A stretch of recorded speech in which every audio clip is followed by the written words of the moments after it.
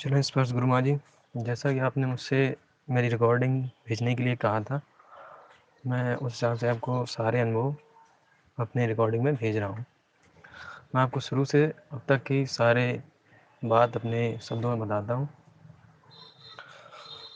जब आपने पहली बार मुझे इस साधना के लिए दीक्षित किया, तो तब तो मुझे कोई वैसे अनुभव ख़ास नहीं हुआ था, लेकिन जब आपने मुझे साधना सामग्री भेजी, मेरे पास साधना सामग्री आई और उस दिन मैंने सामग्री जब रात में स्नान करके सामग्री निकाली, माला निकाला और उसके बाद उस माला से मैंने 3 माला जप किया उसी रात, जिस दिन सामग्री आई थी। जप करने के बाद जब मैं उस रात में मैं सोया, तो मुझे उस रात में एक स्वप्न आया, जिसमें मुझे कुछ तपस्वी जैसे तांत्रिक जैसे थे, जो कुछ भी कह सकते हैं, उन्हें तांत्रिक कह सकते हैं, तपस्वी कह सकते हैं, वैसे मुझे दिखाई दिए, जो कुछ तंत्र क्रिया मतलब कर रहे थे ऐसे कुछ। और एक साध्वी भी थी, जिनका घुंघराले बाल थे और शरीर पे भगवा कलर के वस्त्र थे। ऐसा कुछ पहले दिन, जिस दिन सामग्री आई, तो उस दिन ऐसा अनुभव हुआ 3 माला जप करने के बाद। फिर आपने मुझे जब पहली बार साधना के लिए कहा, तो मैं उस दिन साधना के लिए बैठा। जब पहली बार सोमवार को मैं बैठा, तो पहले दिन माला जप करते समय, कुछ माला जप करने के बाद लगभग 29 माला जप करने के बाद, 28 माला जप करने के बाद 29वीं माला जब मैंने पलटी 29वीं माला के लिए, तो 29वीं माला गोमुखी के अंदर ही मेरे हाथ से छूट गई और मैंने फिर माला उठाई और उसके बाद फिर जप करना शुरू किया। उसके बाद 49वीं माला मेरे हाथ से छूट गई। 50वीं माला जब मैं जप करने जा रहा था, तब मेरे हाथ से माला छूट गई। फिर मैंने जब कंटिन्यू किया, उस दिन मैंने ऐसे ऐसे करके साधना खत्म की। फिर मैंने आपसे अगले दिन पूछा कि मेरे माला छूट गई है हाथ से, आपने बताया कि साधना खंडित हो गई है। उसके बाद आपने एक दूसरी डेट दी मुझे, उस हिसाब से मैंने गुरु पूर्णिमा 5 को अपनी दोबारा से साधना शुरू की। और उस दिन, पहले दिन जब मैंने साधना शुरू की दोबारा, तो उस दिन मुझे कोई ख़ास अनुभव तो नहीं हुआ और थोड़ा समय ज़्यादा लगा, परेशानी ज़्यादा हुई। मैं तिरछा मिर्चा बार बार हो रहा था थोड़ा थोड़ा, और बार बार सीधा हो रहा था, क्योंकि मुझे पीठ में काफ़ी दर्द हो रहा था बैठने की वजह से। इतना तो एक साथ कभी बैठा भी नहीं था। मैंने ऐसे करके कभी साधना पहले दिन शुरू ख़त्म की। लगभग 101 माला जब मैंने ख़त्म किया। उसके बाद दूसरे दिन जब मैं साधना के लिए बैठा, लगभग 30 माला होने के बाद दूसरे दिन एक चींटी मेरे पता नहीं कहाँ से आ गई और मेरे कान के पास से चढ़ते हुए मेरे मस्तक पे पहुँच गई और आगे आज्ञा चक्र के पास वो जाकर गोल गोल घूमने लगी।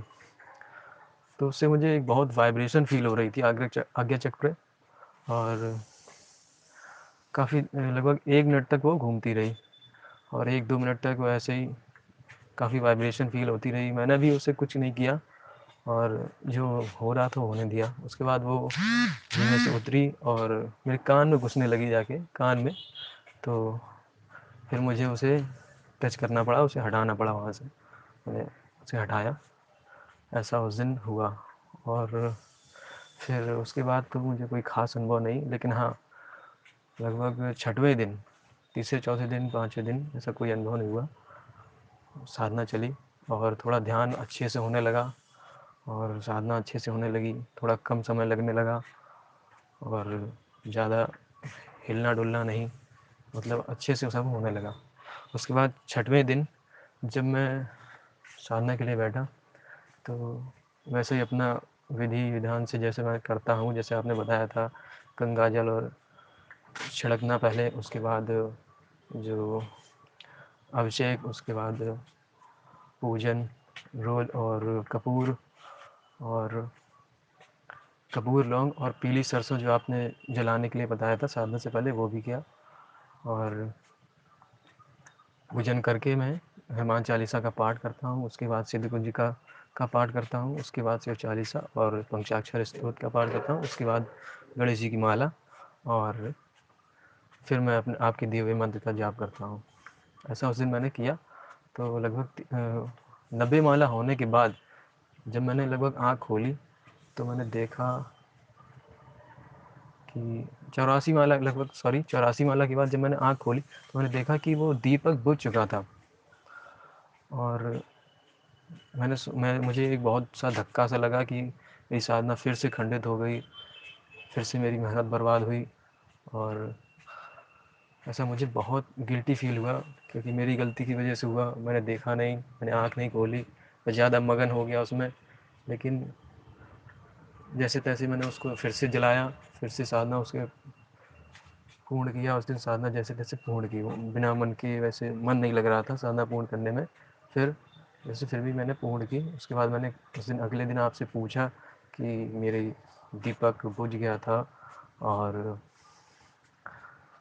मेरी साधना खंडित हो गई है, लेकिन आपने बताया कि कैसे कैसे हुआ, क्या हुआ। जब मैंने आपको पूरा बताया तो आपने कहा साधना खंडित नहीं हुई है। आपने मुझे अच्छे से एक बार गाइड किया तो मेरा मन फिर से बंधा और उसके बाद मैंने फिर से साधना उसी दिन कंटिन्यू की। तो 7वां दिन मेरा परसों था। 7वां दिन मैंने जप किया फिर से वैसे ही उसी प्रक्रिया में। और लगभग 90 माला करने के बाद जब मैंने आँख खोली तो मैंने देखा कि मैंने उस दिन प्रसाद नहीं रखा है भोग के लिए। जो प्रसाद मैं रखता हूँ, मिठाई रखता हूँ, वो मैंने नहीं रखा है। और जबकि आपने ये कहा था कि इस साधना में कोई ज़रूरी नहीं है, इस साधना में कि मैं भोग रखूँ, कोई ज़रूरी नहीं है। सिर्फ तो बोले हैं वो, जैसे बेलपत्र और दूध का अभिषेक करने से खुश होते हैं, तो उस तरीके से मैंने किया। लेकिन फिर भी मैं माता काली की पूजा करता हूँ और बहुत उन्हें मानता हूँ। तो उनके लिए भी भोग एक तरह से उनके लिए ही रख देता हूँ और शिव जी के सामने रख देता हूँ, उन्हें भी दिखा देता हूँ। तो मैंने उस दिन रखना भूल गया।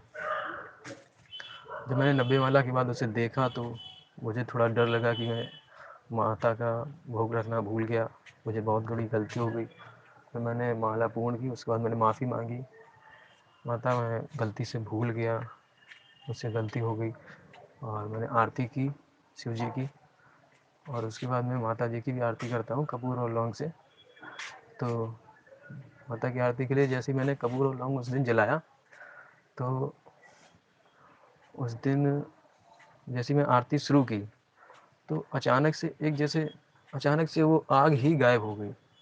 वैसे ही कपूर और लौंग जलता हुआ बिल्कुल बुझ गया, बिल्कुल एकदम से बिल्कुल बुझ गया, जैसे किसी ने एकदम फूंक मार दी हो। लेकिन हल्का सा पंखा जो चल रहा था रूम में, बिल्कुल हल्की हवा थी, मुझे मतलब मैं फिर भी पसीने में भीगा हुआ था पंखा के चलते हुए। तो इतनी ज़ोर से हवा नहीं थी कि वो कपूर और लौंग को बुझा सके। इतनी आसानी से कपूर बुझता नहीं है। और जब मैं कोई गलती कर देता हूँ तो मेरे साथ ऐसा पहले भी हो चुका है, उस दिन भी ऐसा ही हुआ। और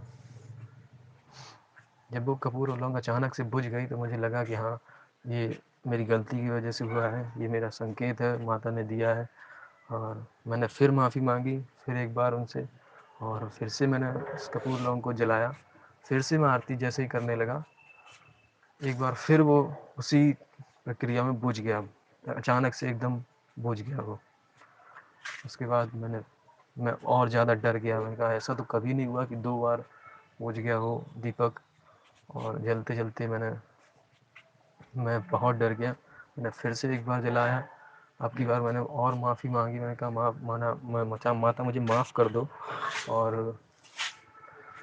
मुझसे बहुत बड़ी गलती हो गई। फिर मैंने वो आरती पूर्ण की, फिर उसके बाद तो नहीं बुझा। उसके बाद मैंने आरती पूर्ण की, मैं फिर से माफ़ी मांगता रहा काफ़ी देर तक। उसके बाद मैंने कहा कि ऐसा उसके बाद कभी नहीं होगा। जैसे ऐसे माफ़ी मांगी मैंने। उसके बाद वो उस दिन साधना पूर्ण की। फिर उस दिन जब मैं सोने गया तो रात में जैसे ही सोया, हल्की सी नींद मुझे ओझल सी हुई। तो मैंने एक स्वप्न सा देखा, उसमें माता के मुझे दर्शन हुए, और नील वर्ण में, मतलब माता एकदम नील वर्ण में थी, माता काली। और उनके वैसे कोई शस्त्र नहीं था, मुंड की माला भी नहीं थी, लेकिन उनके जो मुझे चेहरा भी एकदम साफ नहीं दिखा, एकदम जैसे हवा सी चल रही हो और हल्का सा धुआं सा हो उनके आगे, मतलब बस उनकी बॉडी नील वर्ण की दिखाई दी। और उनके बाल जो थे, चेहरे के वो आस-पास जो बाल थे वो उड़ रहे थे काफ़ी तेज़, तो मुझे ऐसा एक स्वरूप दिखा उनका। तो उस दिन ये देखते हुए मैं जग गया, बहुत डर गया मैं, उस दिन जग गया। मैं फिर से माफ़ी माँगी जगते हुए, और फिर मुझे हल्की सी नींद नहीं आई, काफ़ी देर तक मैं जगता रहा, फिर मैं जैसे-तैसे सोया उस दिन। और कल कल दोपहर में जब मैं लगभग 11 बजे, आपका वीडियो परसों आया था एक प्रतिक्रिया यक्षिणी का जो आपने अपलोड किया था, मैं वो सुन रहा था अपने रूम में लेटे-लेटे, वो सुन रहा था। तो सुनते-सुनते मुझे हल्की सी नींद सी आ गई, और मुझे फिर से एक स्वप्न आया। लेकिन उस स्वप्न में मैंने देखा कि एक स्त्री, मैं एक झोपड़ी में हूँ, और कहीं सुनसान एक मैं झोपड़ी में हूँ, और मेरे साथ एक और कोई पर्सन है, और हम दोनों उस झोपड़ी के अंदर हैं, और एक स्त्री कोई कहीं से बाहर से आती है और मेरा झोपड़ी का दरवाज़ा खटखटाती है। मैं दरवाज़ा खोलता हूँ, मैं देखता हूँ कि उस स्त्री के मतलब कुछ चेहरे पे चोट है और शरीर पे भी कुछ चोट है। तो मैंने उसे अंदर लिया और मैं बाहर हो गया। मैं बाहर देखने के लिए हो गया कि क्या था बाहर, और ऐसा मैं बाहर हो गया। और अंदर जैसे ही वो स्त्री गई, तो जैसे वो अंदर जो पर्सन थे वो उस स्त्री से मैं बात करने लगे। तो मैंने ये कहते हुए सुना, वो जो पर्सन कुछ कह रहे थे वो मैंने नहीं सुन पाया, लेकिन वो स्त्री जो कह रही थी वो मैंने पास में जैसे जाकर सुना, वही मुझे सुनाई दिया। वो ये कह रही थी कि मैं इसे राजा बना दूंगी। अब मैं इसका माँ क्या मतलब समझूँ? आप ही बताइए माँ, आप ही मुझे क्लियर कीजिए, मैं इसका क्या मतलब समझूँ कि मुझे ऐसा क्यों ये स्वप्न आया, और वो स्त्री कौन थी, और मैं झोपड़ी में कहाँ था, क्या था, ये सब आप ही बताइए माँ, क्लियर कीजिए। उसके बाद मैं आज मैं जब कल शाम को जैसे ही मैं बैठा, तो हल्की सी वाइब्रेशन फिर से फील हुई मुझे आज्ञा चक्र पे। वैसे मुझे पहले भी होती थी, लेकिन कल रात में साधना करते वक्त फिर से मुझे वो वाइब्रेशन आज्ञा चक्र पे फील हुई, और लगभग पूरे सर में हल्का हल्का भारीपन सा रहा कल साधना में। ऐसा मुझे कल लगा साधना में। तो माँ आपकी कृपा से साधना अभी जारी है, और आगे भी जैसे जैसे जो भी होता है मैं आपको बताता हूँ, और आपके मार्गदर्शन से मैं साधना कर रहा हूँ। ये साधना अच्छी जा रही है, और मैं अच्छा खासा ध्यान लगा रहा हूँ। आपकी कृपा से सब अच्छा हो रहा है। जय गुरु माँ, जय माँ काली, जय भोलेनाथ, जय भोलेनाथ।